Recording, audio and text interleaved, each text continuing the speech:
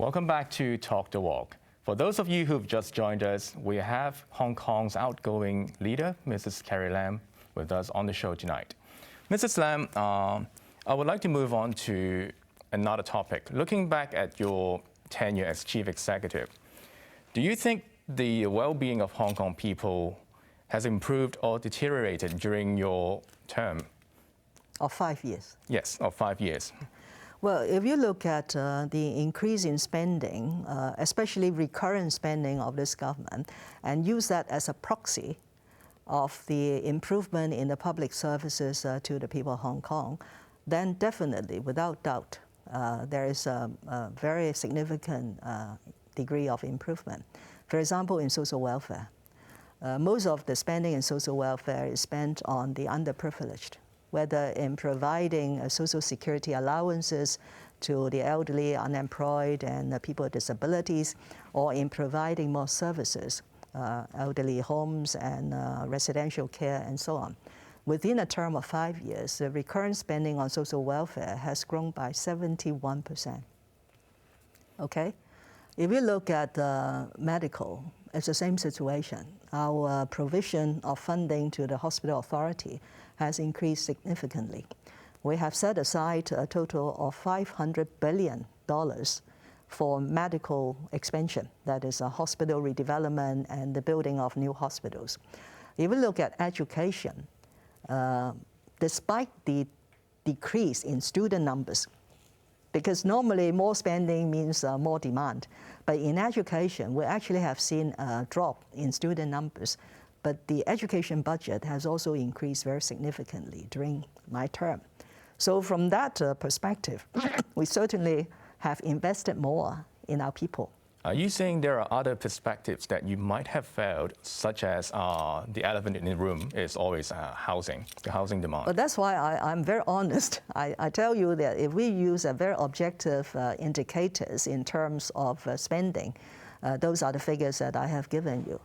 But if other people measure our performance or otherwise in a particular area, for example, waiting time for public rental housing, then certainly it has not improved. It has deteriorated from about 4 years to now about 6 years. Which is a record, okay? I think. But this is not unanticipated because everybody will know that it takes time to build. And building public housing requires land.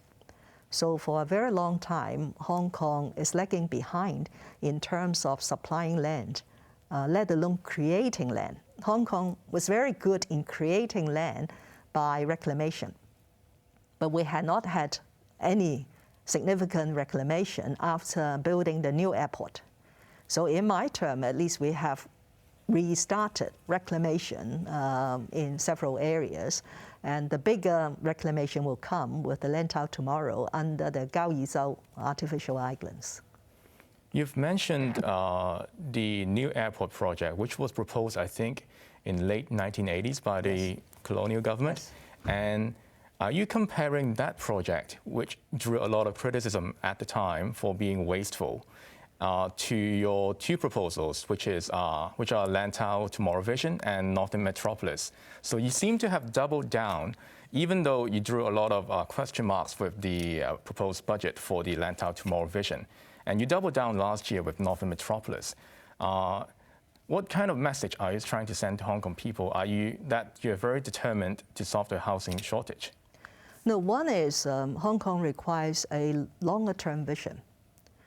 For a while, before and after 1997, we tended to take a short-term vision, or we failed to deliver on long-term vision. You just take innovation and technology. Our first chief executive, Mr. C.H. Tung, was very enthusiastic and positive about technology to diversify Hong Kong's economy. Mr. Tung has done good things with the Science Park and other things, but we have not sustained that momentum because the economy was recovering after Asian financial crisis. Things seem to be working well, so we have not put in sufficient attention to the technology. So in almost every area in my last 5 years, I try to steer people to see things in a longer term perspective. So it's not just the short term, the expediency, whether it is in land and housing, in higher education, in kindergarten education, in looking after the elderly, and of course in land supply and housing. And the two major blueprints that I have laid out, the Land Out Tomorrow is likely more controversial because of reclamation and the resistance of the environmentalists. Northern Metropolis is by and large welcome by the people, because people realize that you can't have another place to grow Hong Kong. It has to be in the northern part of New Territories. So the Northern Metropolis, unlike the Land Out Tomorrow, is not creating new land. It's only reassembling the existing land and making full use in a more integrated fashion, and also to create synergy across the border with Shenzhen. On that front, I think there was a radical idea some time ago from politicians or even policy group like think tanks that you should go to the central people's government and ask that a part of Shenzhen be ceded to Hong Kong so we can actually expand our territory. Do you buy into that notion? No, not at all. This is a very arrogant saying. So because you look at Shenzhen. Shenzhen has a GDP bigger than Hong Kong. Shenzhen has more people. Shenzhen has a lot of tech companies. Shenzhen has built right up to the Shenzhen River. So why should Shenzhen be willing to part with its land? Shenzhen has insufficient land.